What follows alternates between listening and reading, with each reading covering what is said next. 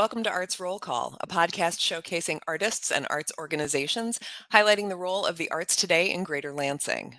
I'm Robin Miner-Swartz. I'm an editor, communications consultant, and lifelong arts advocate. And today I'm talking with Marissa Tawney Thayer. Marissa started her career with a BFA from Kendall College of Art and Design, working as an elementary art teacher, and she used her school breaks to focus on her personal work.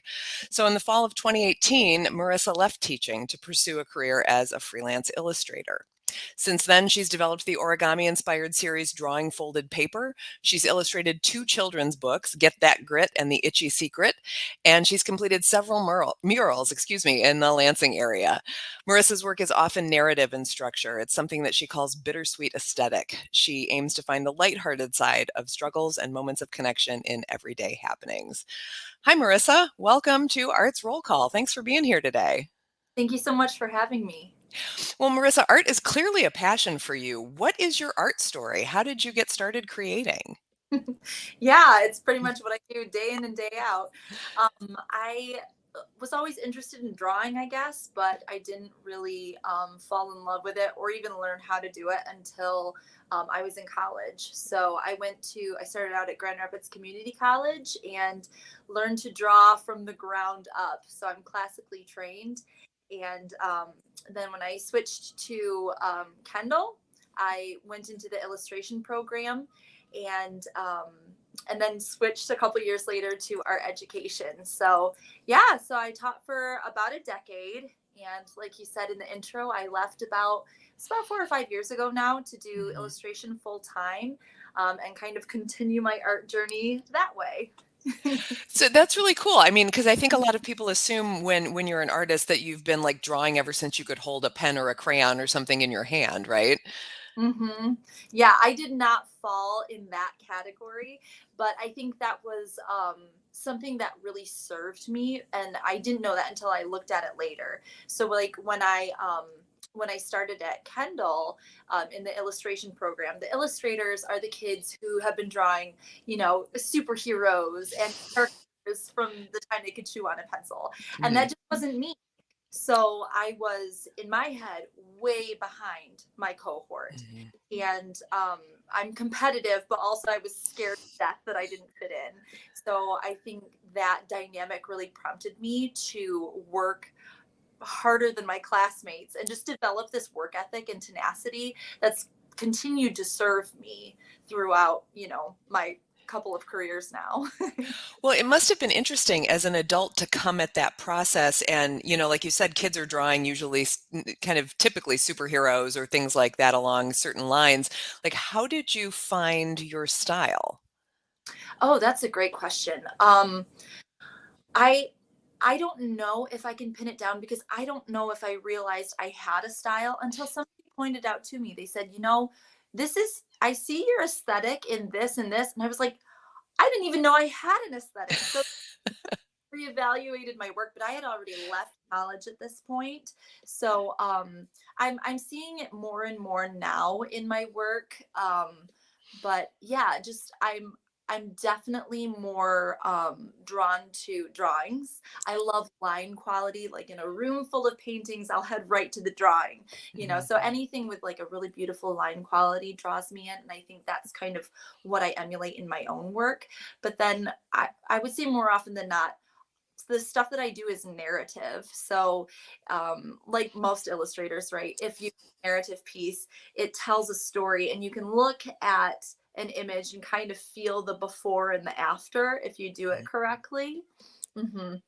That's really neat. Well, I want to stay on this line because part of what you've done also is publish children's books. So you're talking about narrative, you're talking about those kinds of things. Is that an area you'd like to continue to explore? Did you ever expect you would publish books? Yeah, absolutely. Well, okay, no, I didn't expect that I would publish books. I'm not that like self-confident, but I hoped for it. And I think that's pretty much what you go in all starry-eyed to the illustration program hoping to do. It's like, okay, either illustrating children's books or comic books. And so I think children's books was always a hope, but I I definitely want to keep going with it. What I have found is the projects that are children's book projects for me are the most personal, right? Because I think they take the most time. I pour the most of myself into them. So what I found is that I will work really hard on them and then I have to pull back. Mhm. So I'll spend a few months just diving in and focusing, and then I pull back and I have to say, okay, time to step back, work on something else. I will reevaluate, and then I can come back to it with fresh eyes. Because when you get too close to a project and you don't see, either you don't see the flaws or you're not ready to acknowledge them, um, that's where I fall when I spend too much time on it. So there's one project that I've been working on for a couple of years now, and same thing. I mean, like 3 or 4 years, where it's the same thing. You have to dive in and then pull back over and over again. So it's a little bit slower of a process. Mhm. Hmm. But it sounds very, thoughtful and intentional too. Yes, absolutely. I think the projects that I'm working on are, I got my dog here, That's great. my co-pilot. The projects that I'm working on and the stories that I'm interested in telling are, the stories from myself are not just fun little narratives. I really enjoy something that is deep and meaningful. So, one of the book projects that I'm working on focuses on grief. And then Mm, another project that I'm working on focuses on just taking like another look at childhood trauma and like developing out of that and healing. So they're heavier stories mhm. um than just like a quick little monster book, but those definitely have a place, and I think mine have a place too, but I think it also requires a different process. Sure. Hmm. And there's gotta be a lot of, in a sense, you have some really great control because you're doing the both and of it. You're writing the story and you're creating the illustrations. Absolutely, and for a huge control freak like myself, place to put put myself. It's also a lot of personality, and I try and or personality. It's a lot of like responsibility. And Mhm. so I try not to take it too seriously, because it's still a children's book at the end of the day. And if your children's book feels like, a pamphlet, you're doing it wrong. Yeah. So balancing act. Yep. Yep. That's great. Well, part of your path has also included participating in projects that are connected to the Arts Council of Greater Lansing. How did that relationship start and what significance has it had on your career? Yeah, I moved to Lansing um over about like 10 or 15 years ago. So I still kind of feel a little bit new to the area, but when I was new to the area, um somebody turned me on to the Arts Council and I signed up and became a member, but I didn't really get into it. I didn't really participate. I didn't read all the emails or, look at the website. And so at the beginning, I didn't really, not that I didn't get a lot out of it, but it wasn't really much of a relationship. But then later, when I was like, oh, there's this opportunity that they're offering, I'm going to engage, I'm going to use, this platform to connect with other artists. And it was this, as soon as I started to put into it, that's when I started getting out of it. So it was Mhm. like, it was a really good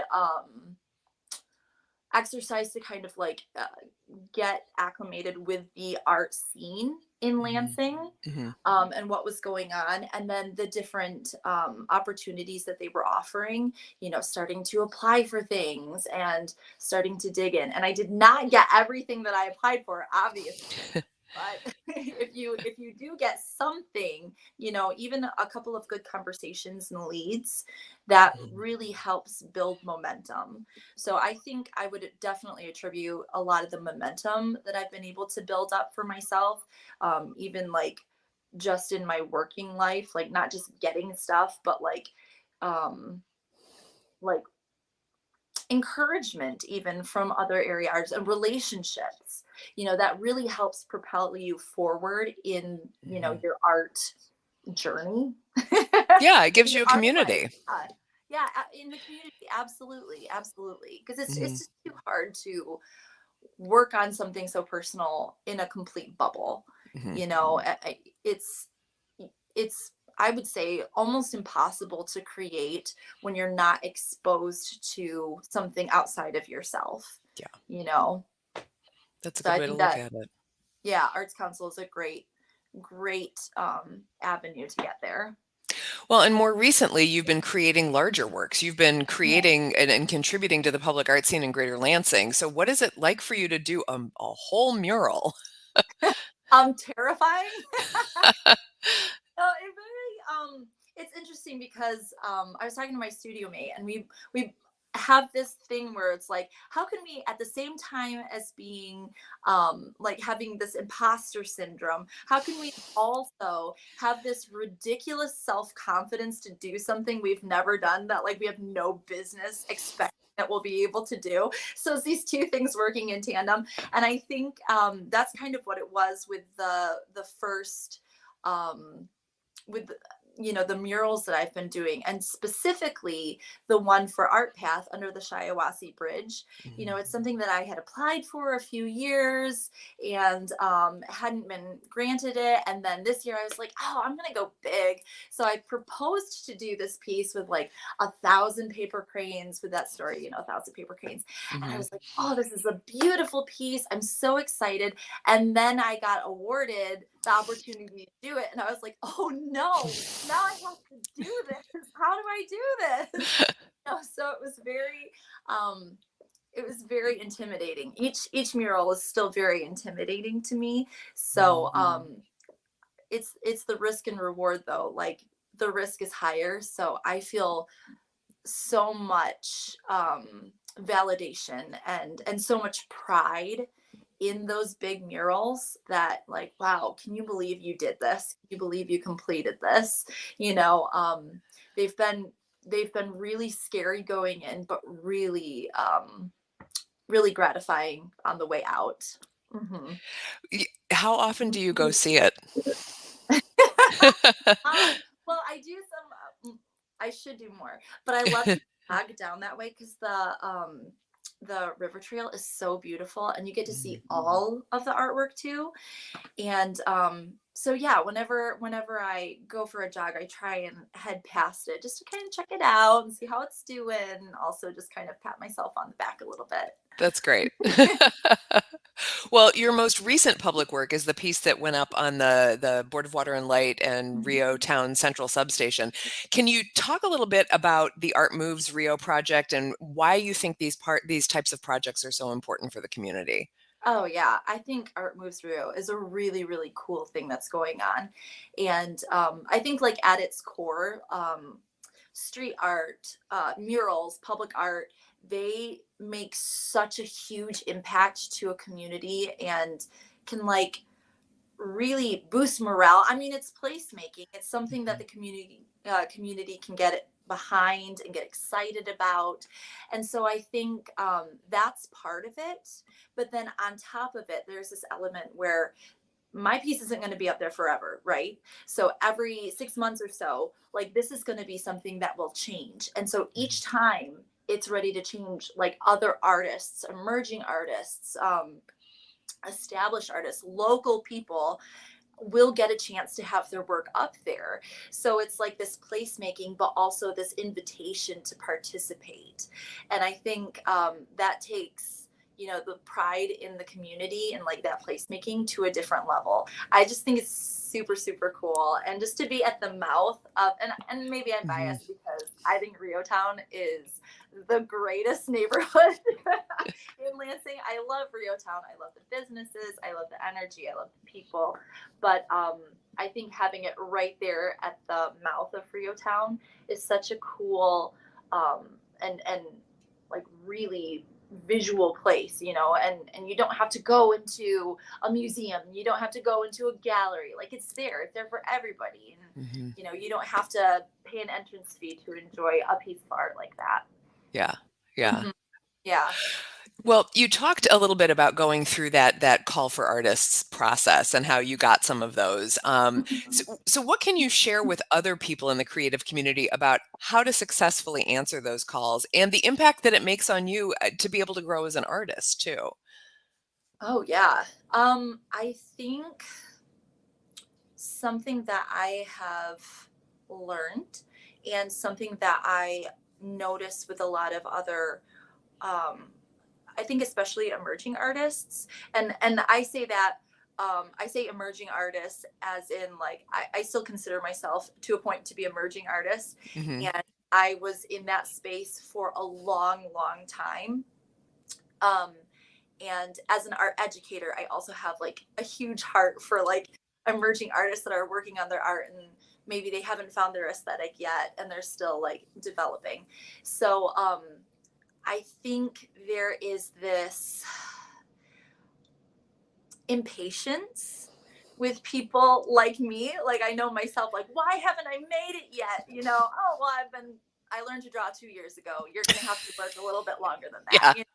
But this passion and this zest for like, I want to be great sometimes gets in the way of like reality, and just knowing that it's going to take some time. It's going to take some Mhm. years. And the the fact of the matter is, the more you apply for things, the better your chances are of getting them.